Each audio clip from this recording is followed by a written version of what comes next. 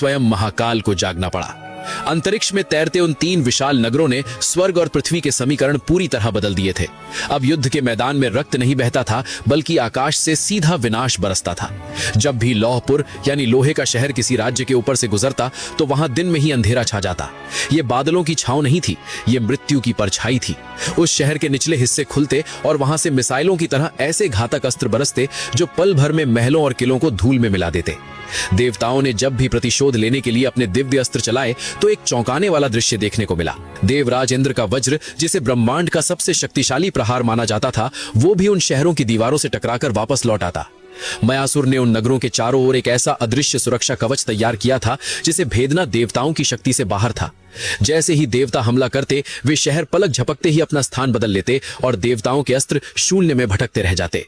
स्वर्ग लोक अब असुरक्षित था और अपमानित होकर देवताओं को अपना ही घर छोड़कर भागना पड़ा।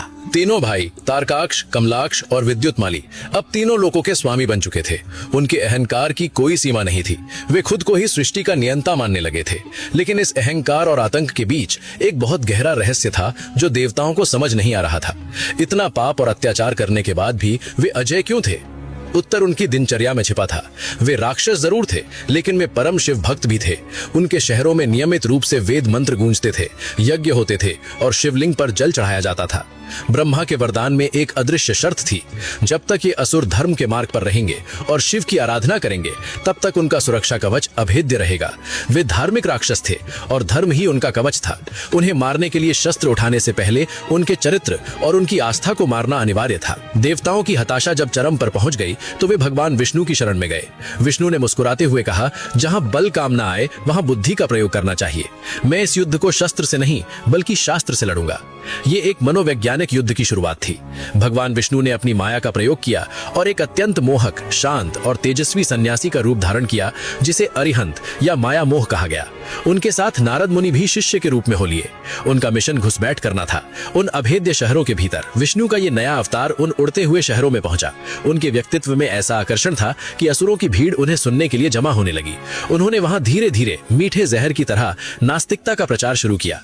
उन्होंने असुरों से कहा, क्यों करते हो ये यज्ञ? इन पशुओं की बलि देने से क्या स्वर्ग मिलता है? अगर आग में घी डालने से पुण्य मिलता तो रसोइया सबसे बड़ा पुण्यात्मा होता। उनकी तर्कशक्ति इतनी प्रबल थी कि असुरों की बुद्धि भ्रमित होने लगी। उन्होंने स्त्रियों को समझाया कि पतिव्रता धर्म केवल एक बंधन है और पुरुषों को समझाया कि वे खुद ही ईश्वर हैं। उन्हें किसी शिवलिंग के आगे झुकने की क्या आवश्यकता है? ये विचारधारा का संक्रमण तेजी से फैला। धीरे धीरे तीनों शहरों में शिव मंदिरों के दरवाजे बंद होने लगे। यज्ञ की पवित्र अग्नि बुझ गई और वेद मंत्रों की जगह विलासिता और मदिरा के शोर ने ले ली। जो समाज संयम और तपस्या के बल पर टिका था, वो अब भोग विलास में डूब गया। मयासुर, जो इन शहरों का निर्माता और वैज्ञानिक था, उसने अपने यंत्रों में ऊर्जा की गिरावट देखी। उसने देखा कि शहरों का आभा मंडल कमजोर हो रहा है। वो भागते हुए तारकाक्ष के पास गया और चेतावनी दी, महाराज, हमारे नगरों की शक्ति कम हो रही है, हमारा पुण्य क्षीण हो रहा है। वो सन्यासी कोई साधारण मनुष्य नहीं है, वो हमें हमारे मूल से काट रहा है। लेकिन विनाश काले विपरीत बुद्धि।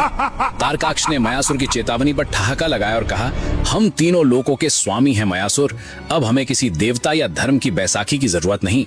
उसने ये नहीं देखा कि जिस सुरक्षा कवच ने उन्हें अब तक इंद्र के वज्र से बचाया था, उसमें दरारें पड़ चुकी थीं। धर्म का पतन हो चुका था। वो सॉफ्टवेयर क्रैश हो गया था जो उन उड़ते हुए शहरों को शक्ति देता था। दूर खड़े नारद मुनि ने यह दृश्य देखा और तुरंत देवताओं को संकेत भेज दिया। उनका संदेश स्पष्ट था, नगरों की आत्मिक शक्ति समाप्त हो चुकी है। अब वे केवल धातु के ढेर मात्र हैं। धर्म का कवच हट चुका है। अब समय आ गया है उस शक्ति को बुलाने का जो इस हार्डवेयर को राख में बदल सके। अब महादेव को बुलाओ। देवताओं की पुकार सुनकर जब सारा ब्रह्मांड कैलाश पर्वत की तलहटी में जमा हुआ, तब वहां एक गहरा सन्नाटा पसरा था। महादेव समाधि में लीन थे। जब देवताओं ने उन 3 असुर भाइयों के वध की प्रार्थना की, तो शिव ने नेत्र खोले बिना ही शांत स्वर में उत्तर दिया, मैं अपने ही भक्तों का वध कैसे करूं? वे पापी हो सकते हैं, लेकिन उन्होंने मेरी आराधना की है। तब भगवान विष्णु आगे आए और उन्होंने स्थिति की गंभीरता समझाई। उन्होंने कहा, महादेव, अब वे भक्त नहीं रहे। अहंकार ने उनकी भक्ति को निगल लिया है। अब वे सृष्टि के शरीर में पनप रहे उस कैंसर की तरह हैं, जिसका अगर अभी उपचार नहीं किया गया तो पूरी व्यवस्था ध्वस्त हो जाएगी। सत्य को जानकर शिव ने अपनी तीसरी आंख खोली। उस पल वहां उपस्थित हर देवता ने महसूस किया कि प्रलय का समय आ गया है।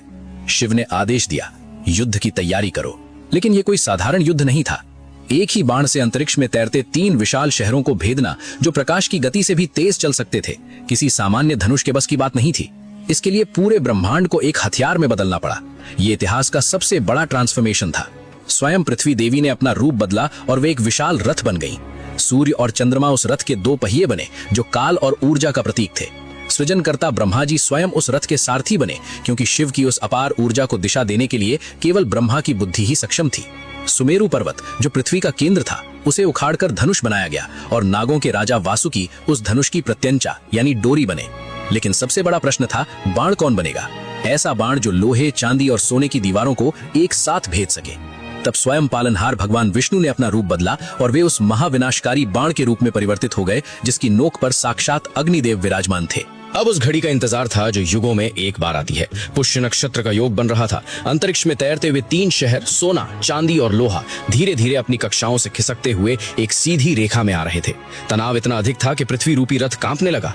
घोड़ों के रूप में जुटे चारों वेद बेकाबू होने लगे, जिन्हें संभालने के लिए ब्रह्मा जी को अपनी पूरी शक्ति लगानी पड़ी। भगवान शिव पशुपतास्त्र धारण किए रथ पर अडिग खड़े थे। उनकी नजरें उस बिंदु पर टिकी थीं जहां वो तीनों शहर मिलने वाले थे।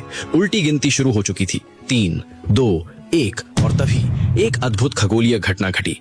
तीनों शहर एक बिल्कुल सीधी रेखा में आ गए। यही वो क्षण था जब शिव को बाण छोड़ना था, लेकिन तभी एक ऐसी घटना घटी जिसने देवताओं के रोंगटे खड़े कर दिए। बाण छोड़ने से ठीक एक क्षण पहले शिव ने उन तीनों शहरों को देखा और उनके चेहरे पर एक हल्की सी मुस्कान आ गई। वो कोई साधारण मुस्कान नहीं थी, वो महाकाल की हंसी थी।